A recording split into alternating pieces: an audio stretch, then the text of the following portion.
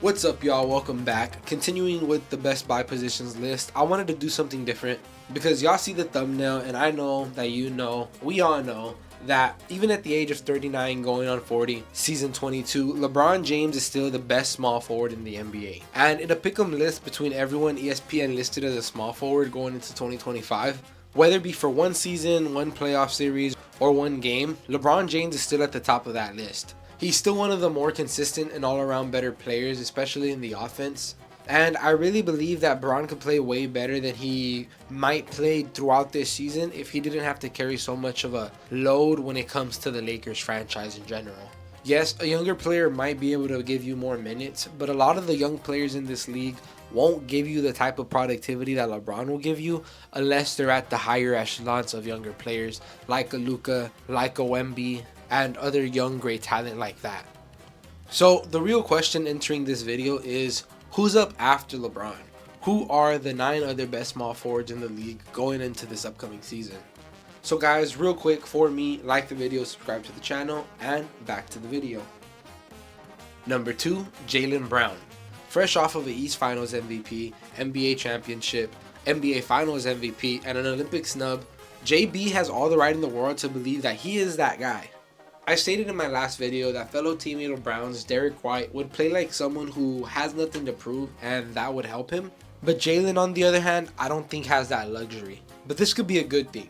With the theoretical chip on his shoulder and knowledge that it could be done, I'm expecting a lot from JB going into 2025.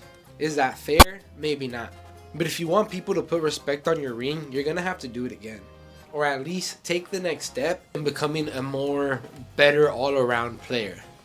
What I'm expecting from Brown in 2025 is something that I don't believe is impossible. Having averaged 23 points a night on 49% shooting from the field, on about 18 attempts, and 36.4% from 3 on about 6 attempts. An increase in either volume or efficiency would easily put JB at about 25-27 points a night, making him what would be one of the highest scoring small forwards in the league, passing up current LeBron, who in 2024 averaged 25.7 points throughout the whole season. Again, I think that it's very doable for Jaylen Brown. He is young and about to enter his prime, as he turns 28 this October 24th, so happy early birthday to him. But with that, number 3, Paul George. Paul George secretly had one of the most efficient seasons of his career in 2024, putting up 22.6 points on 47.1% shooting from the field, the highest in his career, and 41.3% from 3, again, highest 3-point shooting percentage of his career, on a team that when Kawhi's not there, he's pretty much the first scoring option.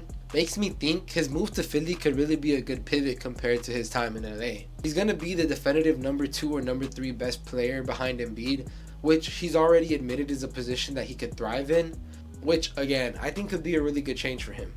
He's going to be more of a roamer and passing lane defender specialist on one end of the floor, while taking about as much shots as he wants on the other side.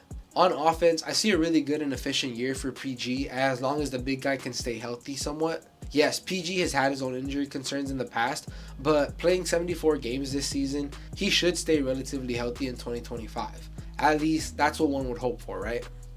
Number 4, Jimmy Butler. What would you describe as a bad season for Jimmy Buckets? Over the course of the 2023-24 year, I felt underwhelmed by Jimmy and the Heat overall.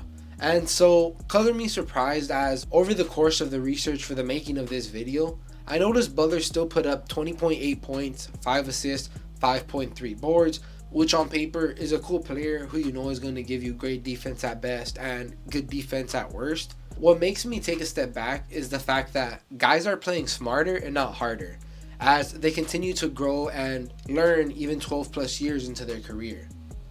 This last media day, it made me happy not seeing Jimmy pull up as a troll, showing me that he's taking this year somewhat serious, as you can't tell me someone who started the year off like this on serious timing. And I'm thinking he realized that too going into 2025 with hopefully a winning mentality. Number 5, Lauri Markkanen. Our second entry under 30 so far at the age of 27.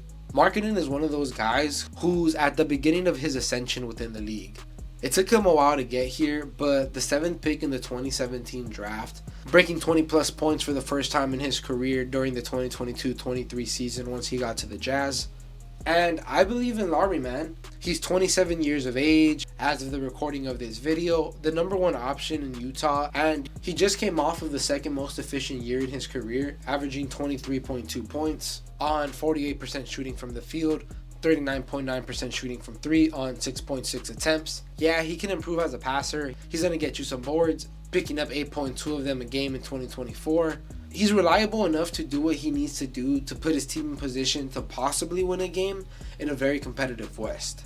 The only expectations I'm realistically putting on him would be to keep getting his numbers, to stay efficient, to give his team at least a chance to win, and to be okay on defense. Because if the Jazz end up anywhere above the 8th seed, they far exceed expectations. Because as of right now, the Jazz have a good chance to be one of the worst teams in the league next year.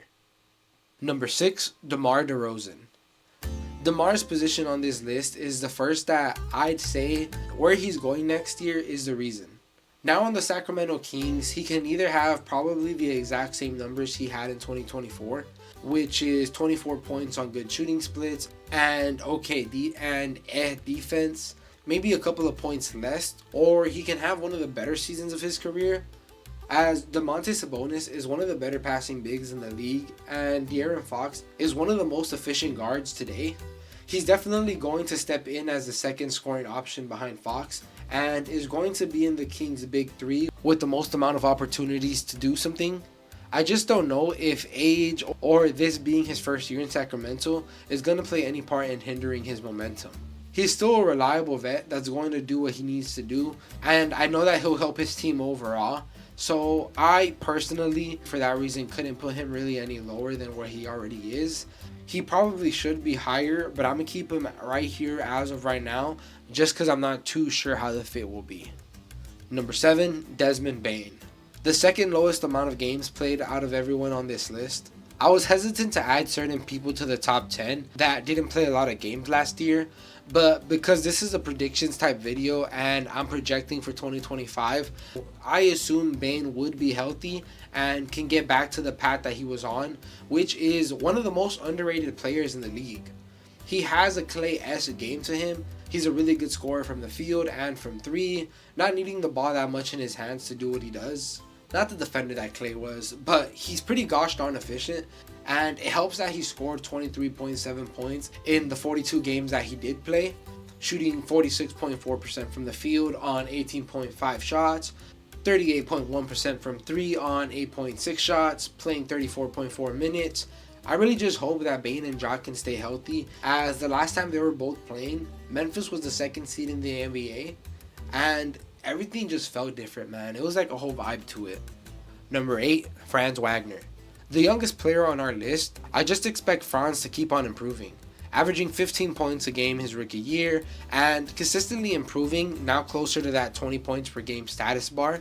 I would say he's currently the number 2 guy for Orlando and averaging the second most amount of shots behind Paolo at 15.2. Paolo averages 17.6. The Magic overachieved last year as the 5th seed, but if they can at least stay within that 7 to 5 seed range and make the playoffs, in gambling terms, they're playing with house money. And they should just focus on the development of their 2 main guys. Number 9, Jalen Williams. J-Dub is, I believe, the most efficient guy in our list today. Shooting 54% from the field on 14 shots a game, 42.7% from 3 on 3.4 attempts, averaging 19.1 points a game.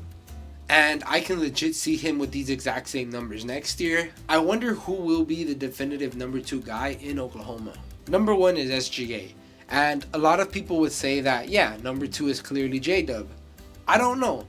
I believe that they're going to want to get Chet more involved within the offense, as he's also really efficient from inside. Even though I know they're teammates and they probably just want to win, so whoever is doing good, they're just going to be fine with that. But winning can come in a lot of different ways, and if Chet having a bigger role within the team's offense leads to winning, J-Dub might have to take that step back as the 3rd option on the team. I believe he can still thrive in this role. I don't think that as the 3rd option he'll take a step back in his current production. Just how much can he really improve beyond where he's currently at within this team as the 3rd option? Number 10, Zach LaVine. The last entry on today's list, LaVine is at a crossroads in his career. Coming back from an injury, Zach only played 25 games in 2024, the least amount from anybody else on the list. He's a very dynamic scorer, averaging 24.8 points a game in his last healthy season. He's still only 29, but with the long list of injuries at this point, it's hard to imagine him being one of the better players in the league anymore. He may be best as that third or fourth option on a good team, but with DeMar out of Chicago, Lonzo Ball may be coming back, and Coby White's ascension as a starting player, LaVine is definitely going to get his chance to silence the critics.